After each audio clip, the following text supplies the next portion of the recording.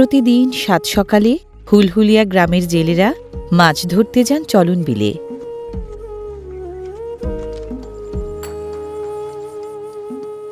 উত্তরবঙ্গের মাছে ভরা এই চলন বিল বাংলাদেশের সবচেয়ে বড় বিল। অনেকগুলো খাল ও খাড়ির মাধ্যমে প্রায় ১৬টি নদ নদীর পানি পেয়ে গড়ে ওঠা এই চলন বিল ছড়িয়ে আছে নাটোর, সিরাজগঞ্জ, পাবনা ও বগুড়া জেলার ৯টি উপজেলার ৬২টি ইউনিয়নের প্রায় ১৬০০ গ্রামে।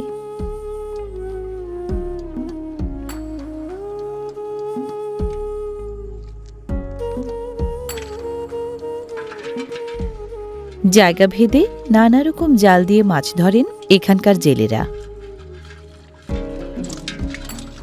জলজ জীববৈচিত্র্যের জন্য ক্ষতিকর বিবেচিত চায়না দুয়ারি জালে অন্য জালের চেয়ে মাছ বেশি ধরা পড়ে।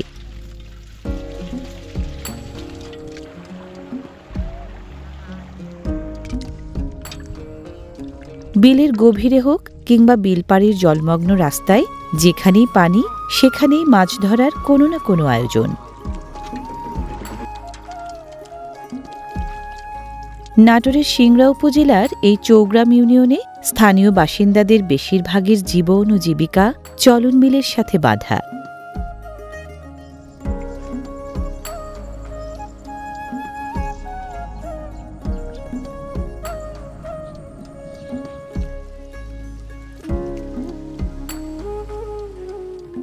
বাঁশের কাঠামো ঝুলানো ৩ কোণায় খরা জাল ধর্মজালের মতোই ঐতিহ্যবাহী এক লিফট নেট। খরাজাল সহ নানা ধরনের ফিশিং গিয়ার দিয়ে পেশাদার, মৌসুমি ও খোরাকি এই ৩ ধরনের জেলে মাছ ধরেন চলন বিলের জলায়।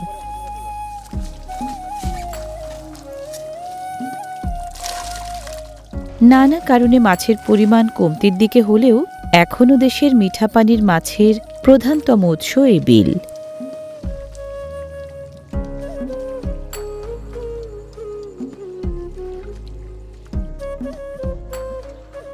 বামে জলমগ্ন সড়ক, ডানে চলন বিল। চৌগ্রাম ইউনিয়নের পেশাদার জেলেরা চলন বিলের নানান জায়গা থেকে মাছ ধরে এনে সাধারণত জড়ো বেশি করেন সড়ক যোগাযোগ আছে এমন জায়গায়।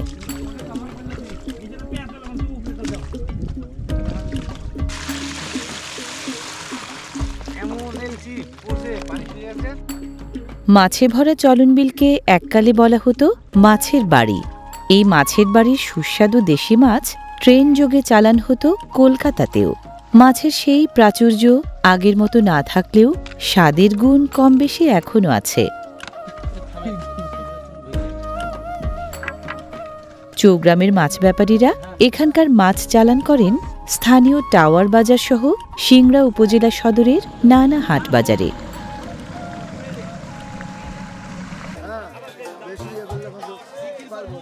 হুলহুলিয়া গ্রামের জেলেরা মাছ বেচতে বেশি আসেন প্রায় ১ কিলোমিটার দূরের এই টাওয়ার বাজারে।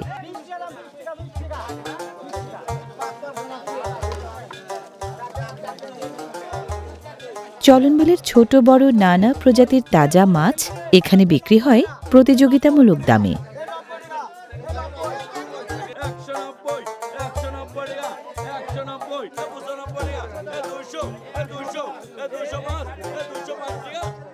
এখানে নিলামের মাধ্যমে মাছ বিক্রি হয় ব্যাপারী ও পাইকাররা কেনেন বলে।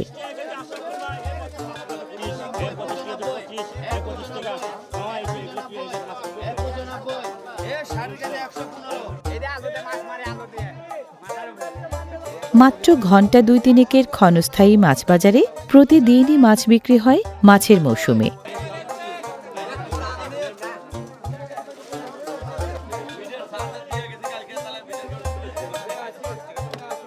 মৎস্য আহরণ ও বিপণনের দৈনন্দিন এই আয়োজন হুলহুলিয়া সহ চলনবিল শাসিত গ্রামগুলোর মৎস্যজীবীদের যোগান দেয় জীবিকার রসদ।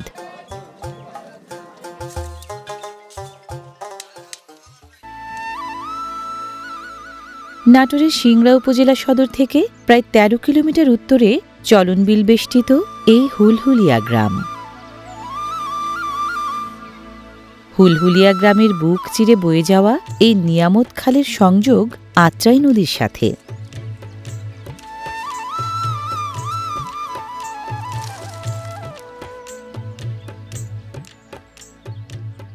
গোটা দিনে খালের পানিতে ঘেরা নিসর্গধন্য এই হুলহুলিয়া পরিচিত মডেল ও স্মার্ট গ্রাম হিসেবেও।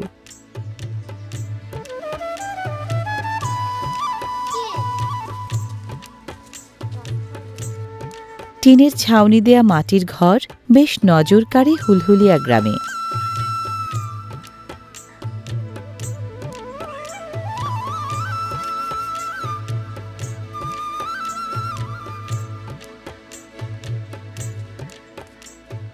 চলনবিল এলাকার বাসিন্দা হওয়ায় এ গ্রামে জেলে আছেন অনেক।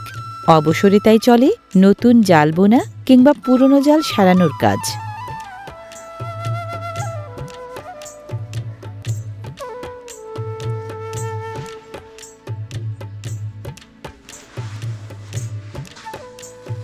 এ গ্রামের কৃষিজীবীরা শুকনো মৌসুমের বিলাঞ্চলে ধানসহ নানা ধরনের শস্য ফলান প্রচুর পরিমাণে।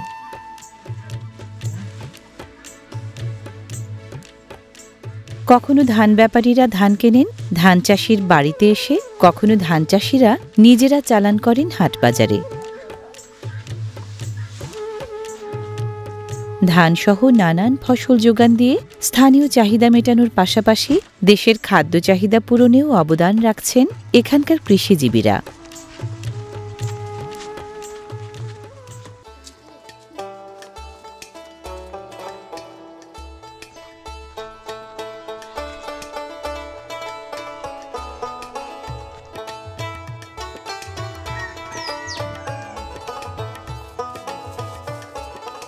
গ্রামের ভেতরে পুকুর ও দিঘি আর চারপাশে চলনবিল থাকায় হুলহুলিয়ার বেশিরভাগ বাসিন্দাকে নিজেদের চাহিদা মেটানোর জন্য মাছ সাধারণত বাজার থেকে কিনে খেতে হয় না।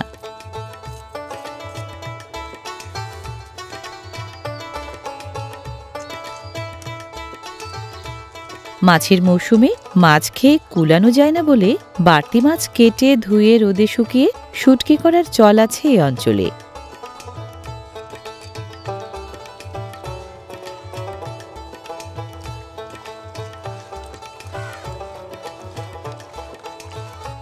কাটাকুটির পর শিং মাগুরের মতো আঁশবিহীন মাছের গা এভাবে ঘষে নেন হুলহুলিয়ার গৃহিণীরা। কাটাকুটি ও ঘষার পর পানিতে ধোয়াধুয়ির পালা।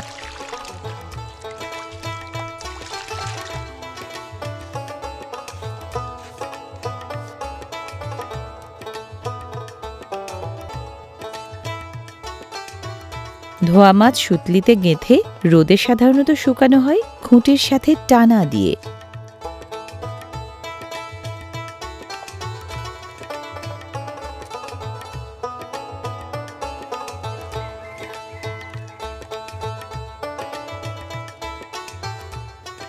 মাছের মৌসুমে রোদে মাছ শুকিয়ে শুটকি করার এমন কাজ চলে বাড়িতে বাড়িতে।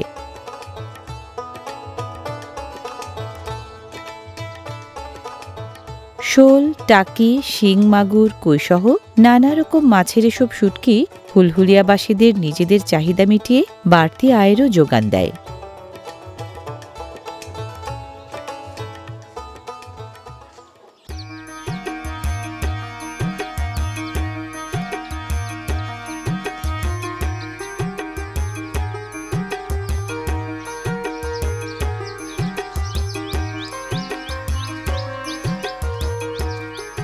রান্নাবান্নায় ব্যবহার করা খাদ্য উপকরণের উল্লেখযোগ্য অংশ এ গ্রামের বাসিন্দারা পান নিজস্ব উৎস থেকে।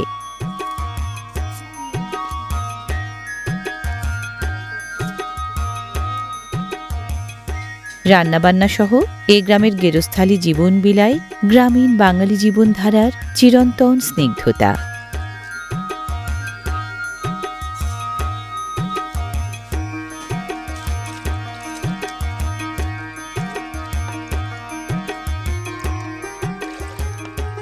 পর্যাপ্ত জলাশয় থাকলেও এ গ্রামের স্বাস্থ্য সচেতন বাসিন্দাদের বেশিরভাগই পানীয় জলের চাহিদা মেটান এবং গেরস্থালী কাজ সারেন চাপকলের পানিতে।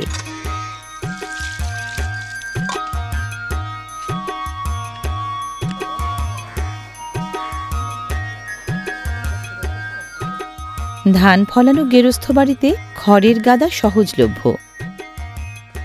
পশুখাদ্যের অভাব না থাকায় গবাদি পশু লালন পালনের বাঙালি ঐতিহ্য চোখে পড়ে হুলহুলিয়ার প্রায় সব গৃহস্থ বাড়িতে।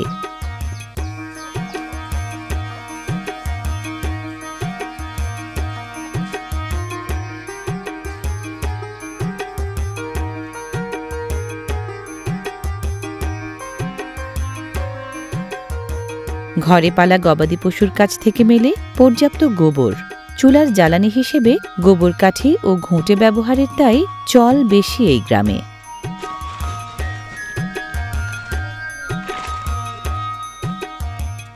দোতলা ও একতলা, ছোট এবং বড় নানা ধরনের মাটির ঘর ঐতিহ্যের ঐশ্বর্য বিলায় এই গ্রামে।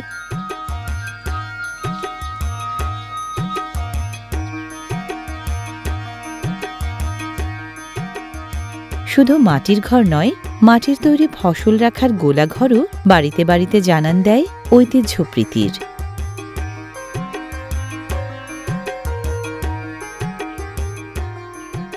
এটা এই যে মাটির দেয়াল দেখতেছেন, এটা আপনার এই যে নিচে প্রায় 2 হাত ওষা, উপরে এরকম 1.5 হাত ওষা, এরকম ভাবে আপনার প্রায় 2 তলা পর্যন্ত উঠে গেছে।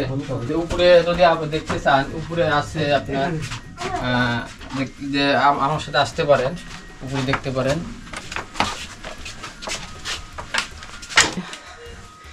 এই যে উঠলাম, তারপর এখানে উপরে আমাদের যত অপ্রয়োজনীয় জিনিস, যেটা আমাদের বছরে হয়তো একবার লাগে বা লাগে না, এগুলো জিনিস আমরা উপরে আপনার রেখে দিই। এতে ভিতরে আমরা আবার এখানে চাউল রাখি, আমরা বছরে একবার চাউল করি। আমাদের এখানে একটি আবাদ হয় তো ইরিগেশন, তো আমরা সারা বছরের চাউল একবারে করে নিয়ে আমরা এই যে উপরে রেখে দিচ্ছি, এই যে ড্রাম ভর্তি করে দেখেন। এর উপরে আবার আরেকটা তালা আছে, এটা 2য় তালা। এটা উঠার জন্য আমাদের কি আছে, মুখ আছে। এই যে আমরা এই দিক দিয়ে উঠি, এই যে উঠার জায়গা দেখতেছেন। এখানেও একটা মই দিয়ে আমরা উপরে উঠতে পারি। দেখতেছেন অনেক মজবুত, অনেক শক্ত, আপনি দেখলে বিশ্বাসই হবে না। এটা আজ থেকে প্রায় 100 বছর আগের দেওয়াল। দেখতেছেন কত মজবুত, এখনো মজবুত আছে। দেখেন কত মজবুত, এখন এই তালাগুলো দেখেন কত মজবুত। এখনো 100 বছর হয়েছে, আপনি বুঝতেই পারবেন না যে এগুলো 100 বছর হয়েছে। এগুলো যে আমরা বাংলাতে বলি এগুলো উই ধরছে, উই ধরে এগুলো নষ্ট হয়ে গেছে।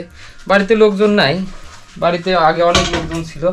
আমার আব্বারা মোটামুটি আপনার 6 ভাই 3 বোন, সবাই বাইরে থাকে, তো এই জন্য বাড়িতে এরকম ভাবে কেউ থাকে না। এটা সচরাচর গ্রামে আসলে আপনারা দেখতে পাবেন যে এটা আসলে অনেক দুর্লভ একটা জিনিস। এটা শহরে আপনারা পাবেন না, শুধু গ্রামে আসলে দেখতে পাবেন আসলে বিষয়টা। এই জিনিসটা কি, এটা চাক, এটাতে মাছ মারতে হয়। আপনি দেখতেছেন চাক, এই যে জাল, এটা দিয়ে আপনি মাছ দেখলে মনে করেন ছাপ দিবে। ছাপ দেওয়ার পরে তারপরে এই যে জালটা এখানে বাঁধা আছে, এখানে ছেড়ে দিয়ে আপনি হাতাবি, যদি মাছ যদি পড়ে এই জাল দিয়েই মাছ ধরবি, ধরে এইভাবে উপর করবে, এইভাবে উপর করে তারপরে মাছটা জালের মধ্যে দিলে মাছটাতে ধরে এরকম একটা হালসে আছে। যাই হোক, আর এই যে দেখতেছেন তালায়, ওই তালাতে দেখালাম আপনাদের, আপনারা ওখানে মই ছিল না, এখানে মই ছিল। এই যে সবচেয়ে একটা আশ্চর্যের বিষয়, এই যে হাড়াগুলো দেখছেন, এইগুলাতে আগে, এখন আমরা হচ্ছে আপনার ড্রাম, যেটাকে তেলের ড্রাম বলি, ওইটাকে একটা চাউল রাখার জন্য বানাইছি। আর আগে ছিল এই হাড়া, আগেকার লোক এই হাড়া ব্যবহার করতো। এই হাড়াগুলো আপনার নৌকায় করে বিক্রি করতে আসতো লোক, ওই ওখান থেকে কিনা লাগতো, এবং এইগুলোতে চাউল রাখা হতো। দেখেন এইগুলা,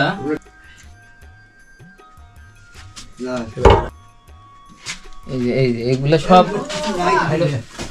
সব খালি, দেখেন এগুলো সব খালি। এই যে আপনাদেরকে বললাম তখন যে আমাদের আমরা গারস্থ ছিলাম, আমাদের দাদারা তাদের প্রয়োজনীয় সকল জিনিসপাতি তারা নিজেরাই তৈরি করে রাখতো। এই যে দেখতেছেন তার প্রমাণ, হাতুর, বাটা, দাও, কাশি, যত কিছু সব স্মরণীয় ভাবে এই যে রেখে দিছে। এগুলা তো ওইভাবে পুরাতন হয়ে গেছে দেখে এখানে রাখা হয়েছে। এই যে এখানে থাকি, এই যে ঘরটা দেখতেছেন না, এখানে এই যে এখন গরমের সময় ঘরে ঠান্ডা, এতটা গরম পাবেন না। আবার শীতের মধ্যে ঘরটা আবার গরম। এর কারণ হচ্ছে এই দেয়ালটা দেখতেছেন 1-1.5 হাত ওষার। এটা মানে এই ভিতরের তাপটা গরমের সময় ভিতরের তাপটা বাইরে যেতে পারে না, যার কারণে বাইরের তাপটা ভিতরে আসতে পারে না। এর কারণে ঘরটা ঠান্ডা থাকে। শীতের সময় তাই শীতের সময় ঘরের মধ্যে যে একটা গরম আবহাওয়া থাকে মানুষজন থাকলে, এই গরম আবহাওয়াটা বাইরে যেতে পারে না, বাইরে যে ঠান্ডা আবহাওয়াটা এটা ভিতরে আসতে একটু সমস্যা হয়, যার কারণে শীতের সময় ঘরটা ঠান্ডা থাকে। যে মাটির ঘরে অনেক মজা।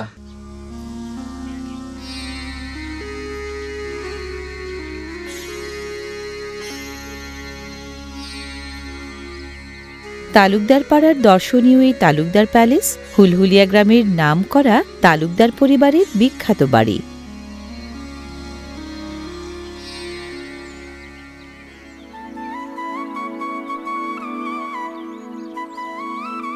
তালুকদার পাড়া সহ হুলহুলিয়া গ্রামে পাড়া মোট 12টি।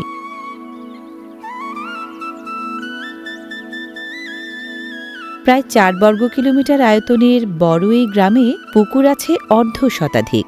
কোনো কোনো পুকুরে আছে শান বাঁধানো ঘাটও।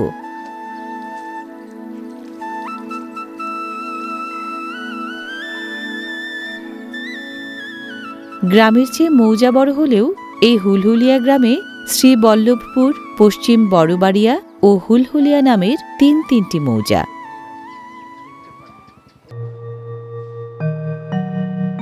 গ্রামবাসীদের একতার ঐতিহ্য ধরে রাখতে একটাই মসজিদ এই গ্রামে।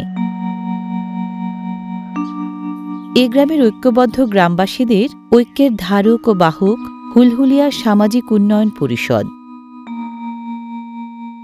মোহাম্মদ মসিরউদ্দিন মৃধার নেতৃত্বে প্রণীত 11 পৃষ্ঠার সংবিধান এবং সেই সংবিধান অনুসারে উন্নয়ন পরিষদই যুগ যুগ ধরে হুলহুলিয়ার সকল কর্মকাণ্ডের কেন্দ্র।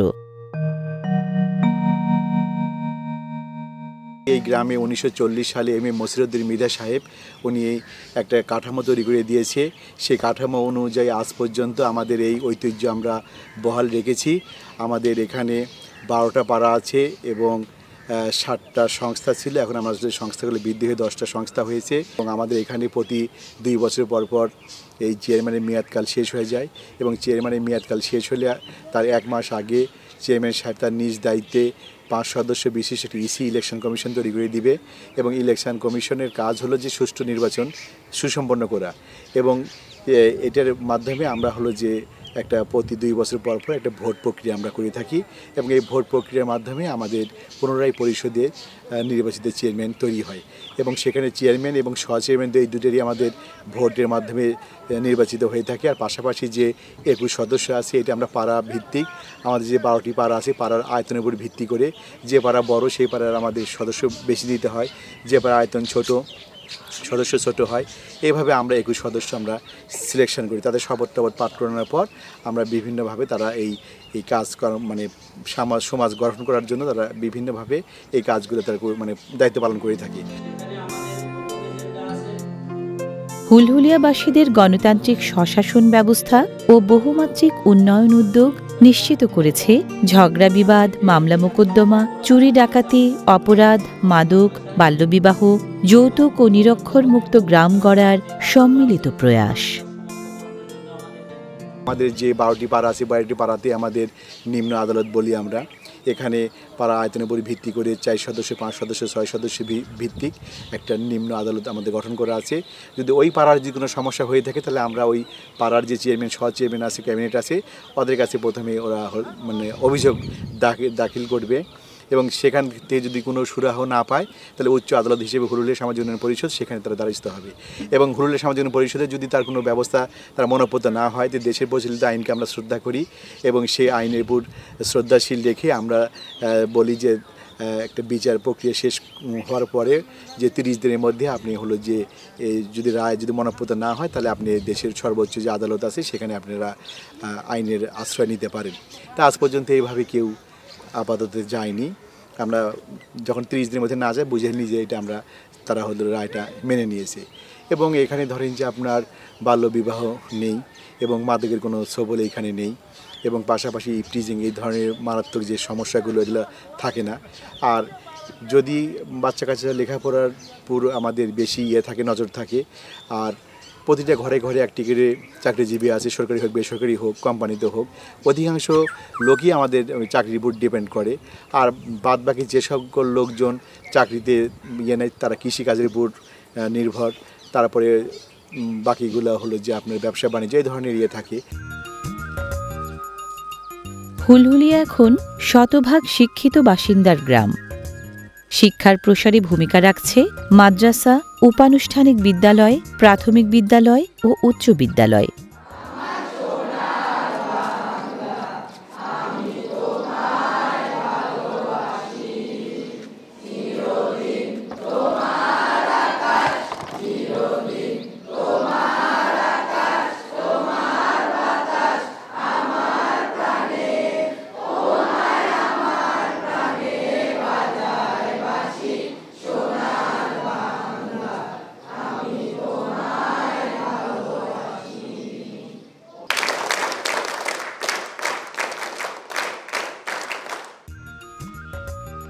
এই গ্রামের সব শিক্ষার্থীর জন্য এসএসসি পাশ করা বাধ্যতামূলক। মেয়েদের বেলায় এটা বিয়েরও পূর্বশর্ত।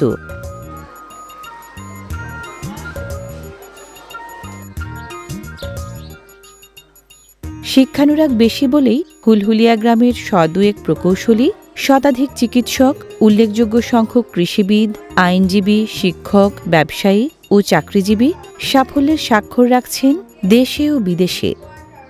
এখানে নিয়ম ছিল আগে পঞ্চম শ্রেণী পর্যন্ত পড়াশোনা করা বাধ্যতামূলক, তারপর অষ্টম শ্রেণী পর্যন্ত। এখন আমাদের এসএসসি মানে পরীক্ষা পর্যন্ত দিতেই হয়, পাশ করুক আর না করুক, সে এসএসসি পর্যন্ত পড়াশোনা করতে হবে। এখানে দরিদ্র তহবিল আছে, যে ফান্ড থেকে আমরা যে সকল ছাত্রছাত্রী ঝরে যাওয়ার সম্ভাবনা থাকে তাদের আমরা সেই ফান্ড থেকে তাদের আমরা লেখাপড়ার মানে খরচগুলো যোগান দিই। এবং কেউ যদি কন্যা দায় করতে না পারে তাদের আমরা এই ফান্ড থেকে তাদের বিবাহের ব্যবস্থা করে থাকি। এবং অনেক গরিব মানুষ আছে যাদের ওপেন হার্ট সার্জারি করতে হয় বা কঠিন বেমারিতে যারা ভোগে, ওদেরকে আমরা এই তহবিল থেকে আমরা তাদের সাহায্য সহযোগিতা করে থাকি। এবং আমাদের এই ফান্ডটা আসে যে সকল কৃতি সন্তানরা দেশে বিদেশে বিভিন্ন জায়গায় ছড়িয়ে ছড়িয়ে আছে, তাদের একটা যে মানে তাদের সাধ্যমতো ওই ইয়েতে ফান্ডে টাকা দিয়ে রাখে, আমরা সেই টাকা থেকে তাদেরকে খরচ বের করি।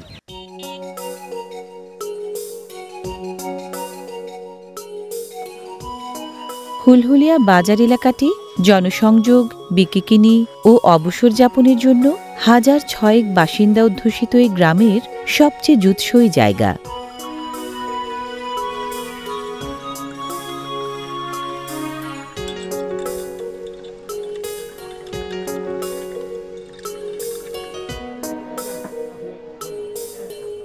সম্প্রীতি ও সৌহার্দ্যের স্নিগ্ধতায় ভরা হুলহুলিয়ায় চলনবিলের কারণে অবকাঠামোগত উন্নয়ন সেভাবে না হলেও এখানকার জীবনযাত্রা নির্ঝঞ্ঝাট, প্রশান্তির।